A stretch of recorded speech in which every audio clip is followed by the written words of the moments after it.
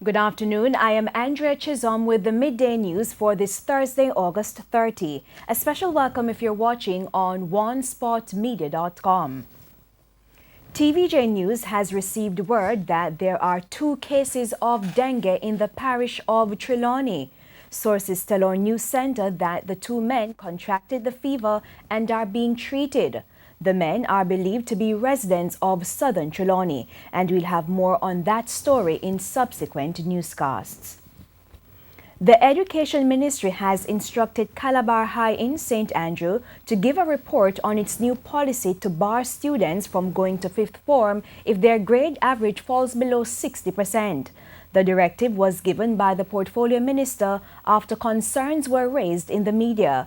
More from TVJ's O'Shane Masters. Barred from Calabar, the headline in the Gleaner newspaper on Thursday, documenting the school's action to indicate it will prevent 4th form students from being promoted to grade 11 next week if their overall average was below 60%. It was outlined in a letter to parents signed by the principal, Albert Corjo. The decision has not gone down well with some parents. And the Education Minister, Ruel Reid, quizzed about it on TVJ Smart Jamaica on Thursday, said he asked the school for a report, citing that the action is not legal. That's one reason we are going through to say to schools, first of all, you have a right to establish rules, but the rules have to conform with the Education Act and other legal requirements such as the Constitution, etc., which requires proper procedures which are consistent with the procedures of natural justice. Okay. So, even in this case, we have asked the school to give us a full report whether they had followed those procedures and to say to parents, if they so desire, they can appeal to the minister for redress.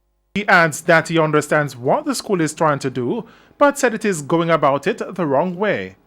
Mr. Reid said that this kind of action can have a negative impact on the students' future. I have, reviewed the article, and the question is going to come back. So where are those students to go? Right. So when we have that process where you say they're bad, they can't come back, I would like to ask, where are those students to go? Are they now to go back into the communities and then they get themselves assimilated into very negative, nefarious type of activities? O'Shane Masters, TVJ News.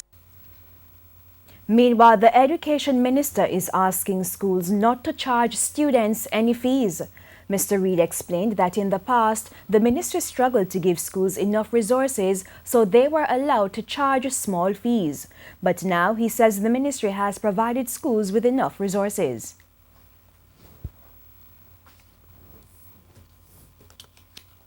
We have tried to manage the situation better, first of all, by giving the school far more resources to say now that because we have been articulating that you can't turn back a child if they can't pay. So it's not fair to the administration if you really have a budget issue. You need the resources or else you're going to have a problem. That means there is no need for schools to charge fees.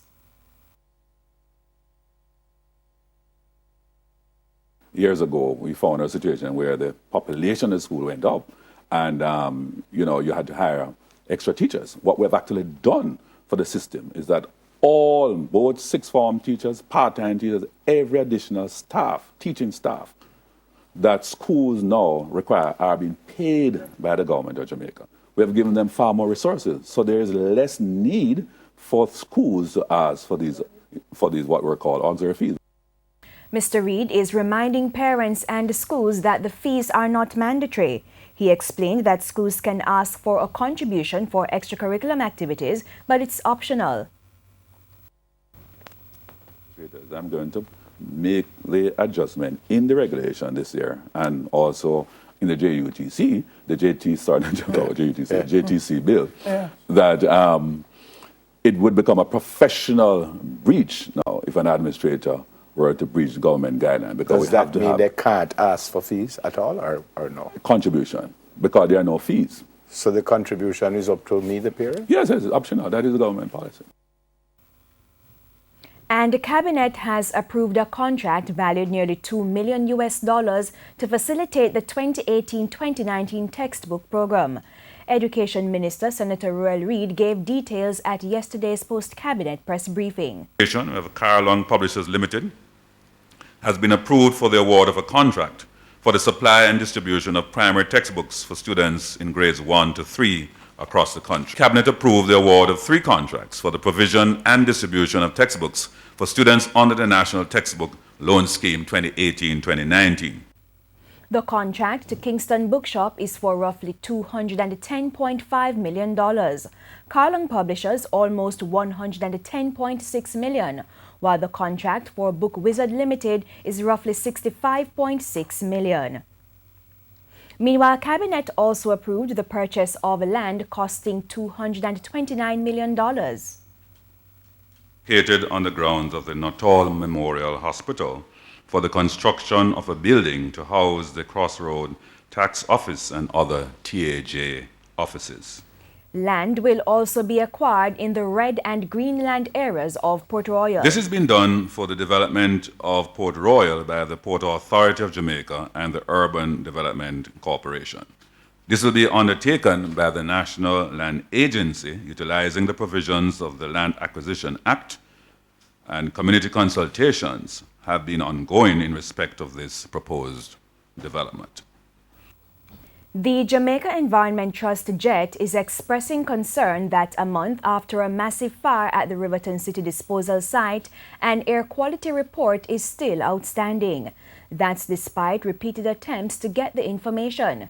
Chief Executive Officer of JET, Susan Stanley, says while the agency has been getting responses from the National Environment and Planning Agency, it has not provided it with the requested information.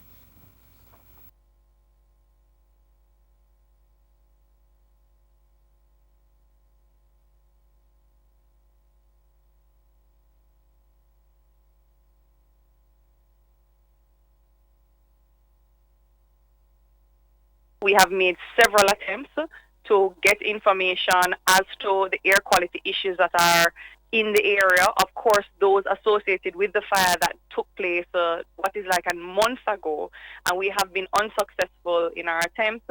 We have received responses, but no definitive timeline has been given as to when a report on the air quality impacts of the last Riverton fire would be made available to the public.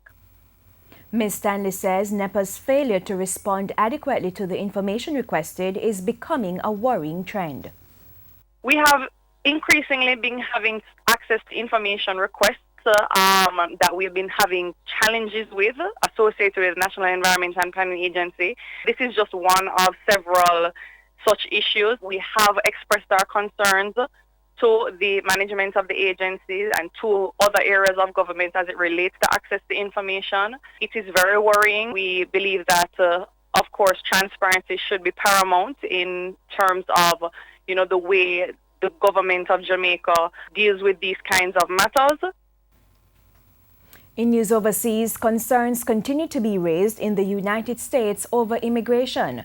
According to new details, a growing number of Hispanics along the Texas-Mexico border with birth records showing they were born in the United States are being denied American passports. Details from the CNN. Yeah, it is shocking at its face, but evidently this is something that's been happening for years to residents of South Texas, specifically those who were born to midwives. However, what the Washington Post is reporting is that under President Trump, under his administration, there has been a surge, an uptick that's affecting hundreds, if not thousands of residents in South Texas. What we are learning, though, from 2 attorneys that we spoke to earlier this morning is that they say there is a surge, that this is happening more and more frequent under President Trump. CNN has been unable to independently verify that. The State Department simply has not provided the Washington Post or CNN, for that matter, with specific raw numbers. But this is what they're saying about the practice, saying that this policy has not changed. The policy or practice regarding the adjudication of passport applications. The U.S.-Mexico border region happens to be an area of the country. There has been significant incidents of citizenship fraud. And this is what they're saying, Erica, according to the paper, that it's been nearly impossible to distinguish between legitimate and illegitimate birth certificates, specifically for those born to midwives between 1950s and 1990s. Their claim is that even in some cases, physicians have provided illegitimate birth certificates to babies that were actually born in Mexico. And according to the paper, again, this is nearly impossible, but the denials are happening, and it is worth noting at a time when President Trump is lobbying for stricter voter ID laws, stricter federal voter ID laws, and this would presumably impact many Latino voters, people who have lived in the United States their entire lives, have voted. In some cases, according to the paper, these are individuals who have been Border Patrol agents, who have fought for the country, that are now going to try to get their passport renewed and having that denied. And in sports, J3A's president, Dr. Warren Blake, says he's confident Jamaica will host the IAAF World Relays next year and that the process should be completed soon. Additionally, he's calling on the IAAF to consider giving NACAC champions a wild-card entry into future World Championships. The IAAF World Relays is now only a contract signing away from being brought to the shores of Jamaica. Jamaica has stepped in to host the 2019 edition of the World Relays after the Bahamas, the only country to have hosted the event since its inception in 2014, declined to host next year's edition due to financial constraints. President of the Jamaica Athletics Administrative Association, J3A's, Dr. Warren Blake, says discussions with the IAAF are advanced and that he's confident Jamaica will be successful in its bid to host the event next year. In addition to renovation work to be carried out on the Stadium East complex, Dr. Blake pointed to other areas at the National Stadium where work will be done in order to make it ready for the world-rated event. There are going to have to be some adjustment to the media center, because our media center is really quite small. So that we'll have to work on that as well. And things like the mix zone and other areas of improvements will have to be made. And I don't see them as anything too major that we can't put in place in time for the event and to have really a fantastic event in Jamaica. Sports Minister Olivia Grange, who met with IAAF President Sebastian Coe in Europe last week, says they could sign off on Jamaica hosting the event in just a matter of weeks. We are in discussions and we're hoping that in another couple of weeks or so we would come to some understanding or agreement. And at that point I will seek cabinet permission and the Prime Minister's sign off, as well as have discussions with the Minister of Tourism to see if we can go forward in hosting the event. The IAAF World Relays will be held from May 9 to 10 next year. In the meantime, Dr. Blake is calling on the IAAF to consider making area champions from the NACAC, African, European and Asian Championships automatic qualifiers to the World Athletics Championships. The IAAF recently clarified that the area champions would not gain automatic qualification or a bye to the World Championships, but would instead form part of the world ranking system for athletes. It would not unduly pressure the qualification system to the World Champs by qualifying too many people to go into the World Champs, because they are also looking at an ideal number of athletes taking part. And in a large amount, the final selection of these athletes is left up to your region.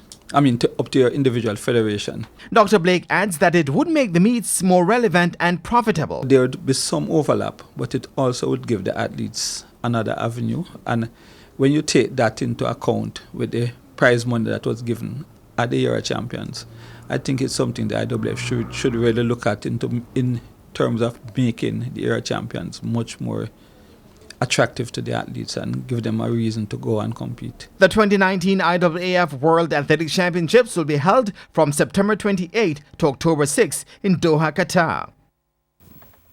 And that's the Midday News. I'm Andrea Chisholm. Do remember to join us at 7 for the Primetime News Package. On behalf of the news, sports and production teams, good afternoon.